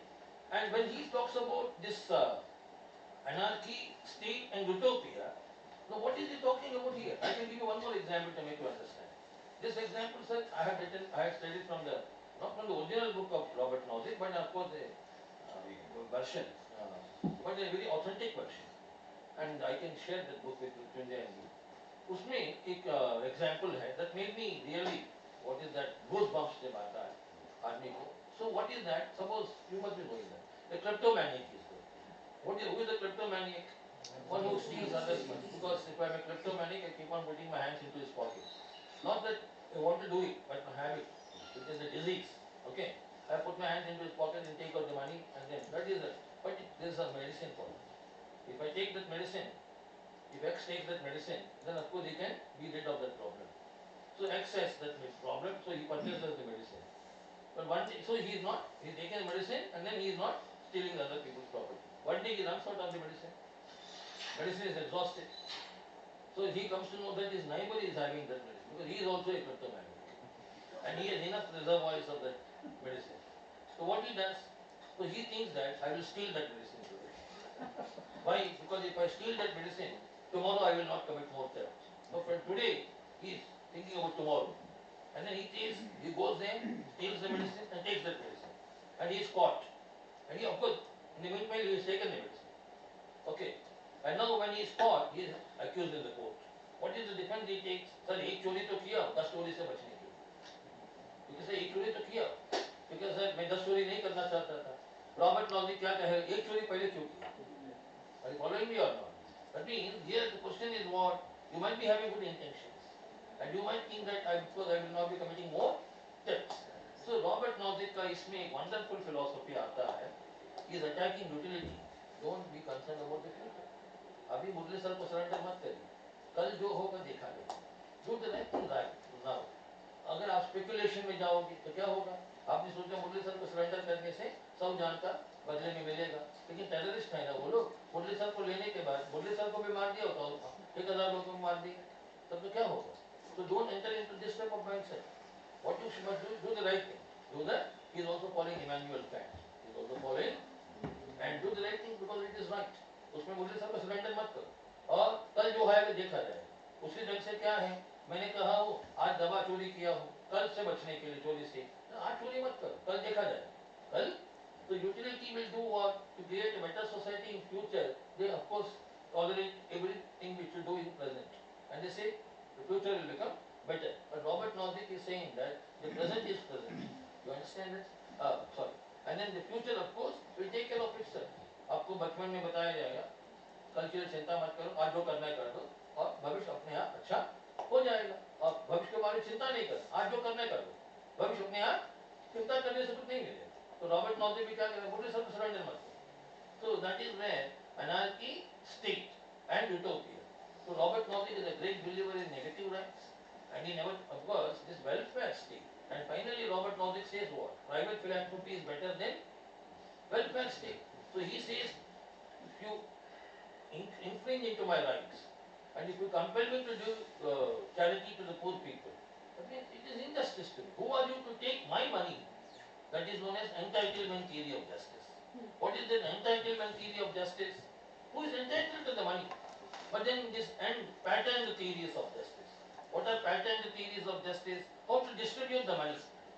Because who is in more requirement? Whether need must be the criteria to distribute money, whether merit must be the criteria. आप मेरा पैसा लेके जिसको ज़्यादा जरूरी है तुम ले लो. लेकिन रॉबर्ट नॉजिक क्या पूछेगा? आपको डिस्ट्रीब्यूट कर तुम्हारे बाप का संपत्ति है जो जिसका प्रॉपर्टी उनसे आपने ले लिया और वो कैसा इसको कमाया.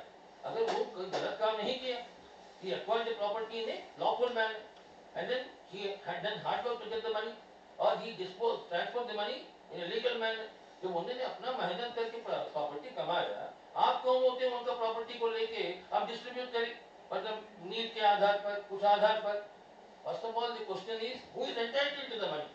before entering into questions of distributive justice, first of all, the historical question, historical theory of justice.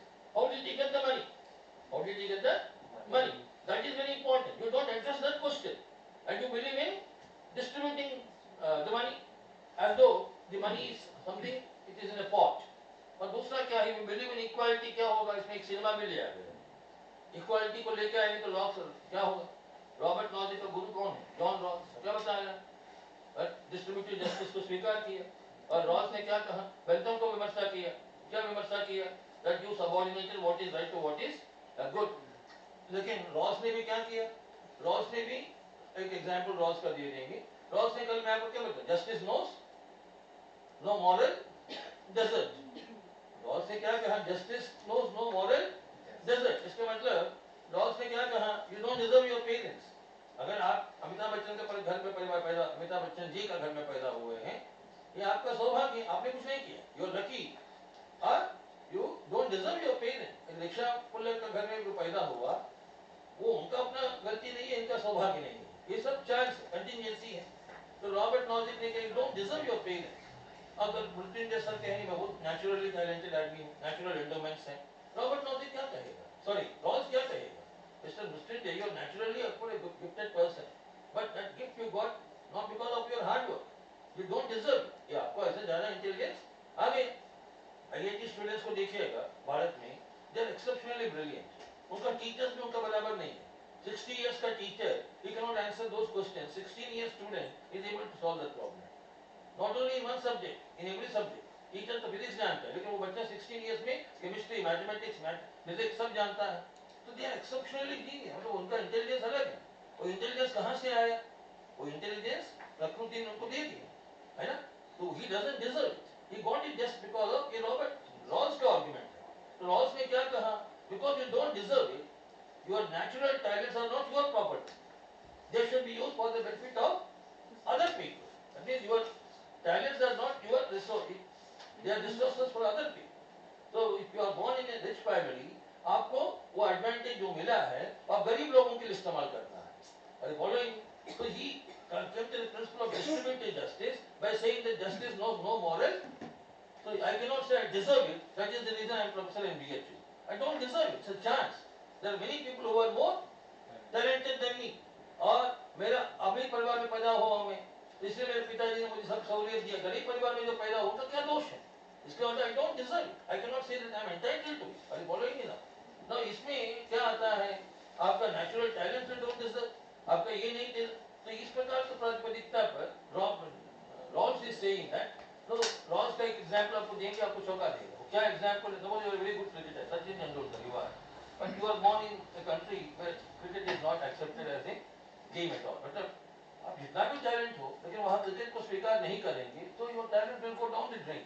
So it is a contingency that you are born in India where cricket is accepted as the most important sports, है ना. तब तो Tendulkar sir का इतना नाम बन गया. लेकिन अगर आप ऐसा देश में पैदा, तेंदुलकर सर को भी क्या बताएंगे, Robert John Ross, it is only chance, it is only you don't deserve it, you don't say that you deserve. और अरिस्टोटल ने क्या बताया, इसका ऑपोजिट थियरी क्या बताया है ना. Aristotle will say what it is merit that decides. It is now here the important thing is what Aristotle gives importance to merit. He says he deserves it, and you give it only to those persons who deserve it. And Rawls is taking opposite argument. Rawls is saying that justice no moral and desert. ये तमाम चीजों को बता दिया. अब बताने के बाद रॉबर्ट नॉजिक को बहुत गुस्सा आ गया, अपना टीचर कब तक दिया, उनका टीचर जॉन रॉल्स है. और क्या बताया, mister Rawls, if you say that my natural talents are not my property, I own them. It is my natural talent. Why should I use it for the benefit of other people? Then if you take that argument, Mr. Rawls, then you have my kidneys are also not my property. My eyes are also not my property. Then take away one eye from me and give it to those people who have no eyes at all, and give my kidney to one person who doesn't have any kidney at all.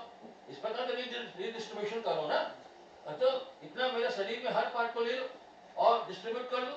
तो he says that my natural talents are my property. और आप इस प्रकार के distributive justice बात किए हैं, जिसमें मेरा शरीर पर मेरा कोई अधिकार नहीं, इज अ लिबर्टेरियन. तो he is arguing against this teacher. He is arguing against this teacher. Now that way, when you look at the issues, तो Robert Nozick he is saying that, और इसमें एक सिनेमा भी America में है। वो cinema क्या है, अगर मान लीजिए suppose you believe in equal society, Robert Nozick का बहुत अच्छा एग्जांपल भी है। वो क्या बताता है, विल चेम्बरलेन एक बास्केटबॉल प्लेयर है अमेरिका में, वो जब खेलेगा वो नेचुरली टैलेंटेड है, उनको देखने के लिए बहुत से लोग आएंगे, और जो लोग उनको देखने आएंगे सब लोग 10 रुपया ज़्यादा देंगे, बाकी लोगों का खिलाड़ियों का अपेक्षा उनको ज़्यादा पैसा देंगे।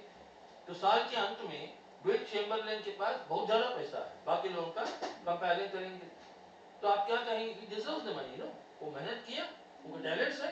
और रॉबर्ट नॉजिक क्या कहेगा, उनका पैसा उनका पैसा है, लेकिन रॉज क्या कहेगा, उनका नेचुरल टैलेंट, उनका प्रॉपर्टी नहीं है, और वो जो भी ऐसा कमाया उसमें गरीब लोगों को भी अधिकार है, गरीब लोगों को देना पड़ेगा। सचिन तेंदुलकर जितना भी कमाया उसमें कुछ हिस्सा गरीब को भी देना है। तो तेंदुलकर को जो टैलेंट मिला है वो उनका अपना टैलेंट नहीं है, अनफॉलोइंग मिला। तो ये रॉबर्ट नॉजिक क्या कहेगा, अगर ऐसा आप मार्क करेंगे तो क्या होगा। अगर मान लीजिए मैं अच्छा गाता हूँ तब आप क्या कहेंगे, इक्वालिटी, मेरा गला फोड़ दो।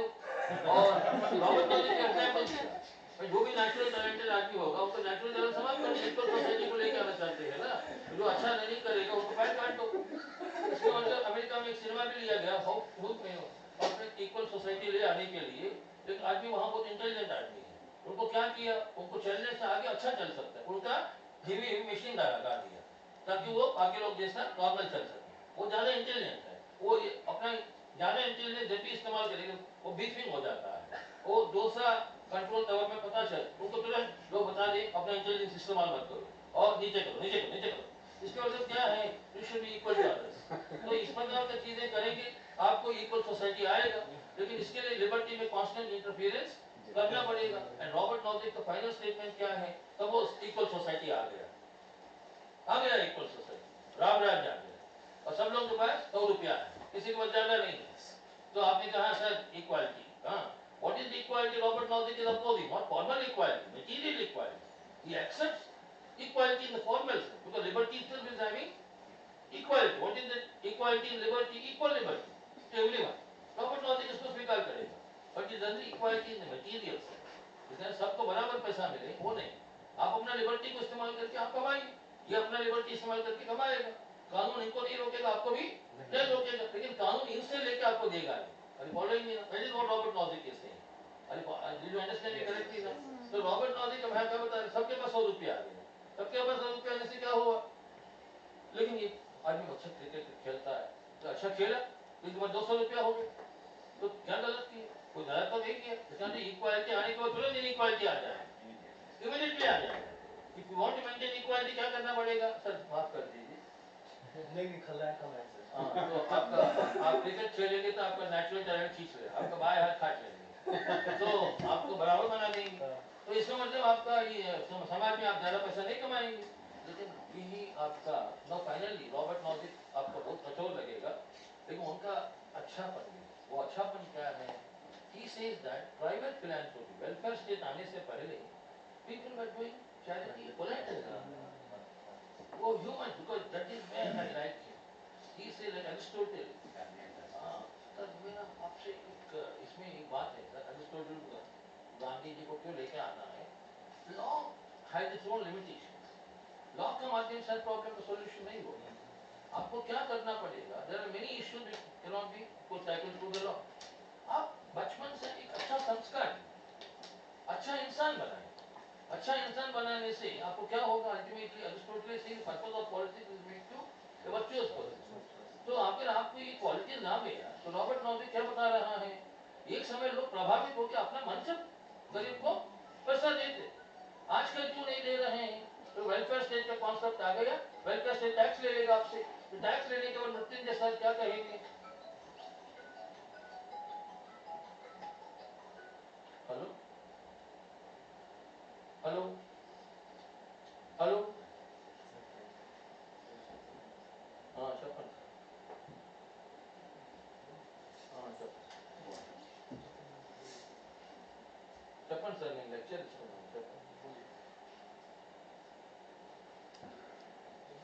हाँ ओके ओके, नहीं नो,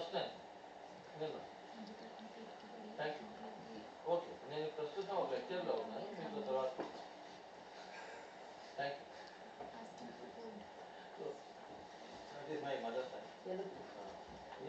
अभी मैं आपको क्या बता रहा हूँ? अच्छा बनाए टैक्स ले लिया जाएगा। हाँ, अभी आपको लोग अपना मन से देते। वेलफेयर स्टेट आने के बाद गरीब आदमी आता है मेरे सामने सड़क पर, मैं सोचता हूँ 30% मेरा इनकम टैक्स सरकार तो ले रही है अभी आपको देने के लिए, अलग से मैं आऊँ फिर दें। गरीब क्या कहेगा, सर इसका पहले तो आप देते थे, अपने इनकम टैक्स ले लिया सरकार, लेकिन सर मुझे दोनों तरफ से नहीं आ रहा, तो मैं क्या कहेंगे, बेटा आप मैं क्या करूँ? तो रॉबर्ट नाउजी क्या कहेगा, because he is an anarchist, 100%, he says that leave it to my wisdom. और उनका चैलेंज क्या है, stop the welfare state today, tomorrow again the private philanthropy will come, and then it will come in such a big way, like Tata Foundation, Ford Foundation, इतना पैसा donate करेंगे, तो आपको welfare state का कोई जरूरत नहीं। So Robert Nozick says that liberty, please don't interfere in my liberty. Don't suppress my natural talents. My natural talents are my property. So don't do discriminative justice. मेरा property मेरा अधिकार है और मेरा property पर आप हस्तक्षेप करके Robert Nozick, of course I don't like him in many other aspects. Welfare state is very important. Welfare state का भी अपना बहुत अच्छे point है. So I think I can conclude here. Yes, sir. We have received justice daily. Yeah. I said you can, because I can. And then I think I had to because you wanted me to take 2 lectures. I had 2-3 persons. Yeah,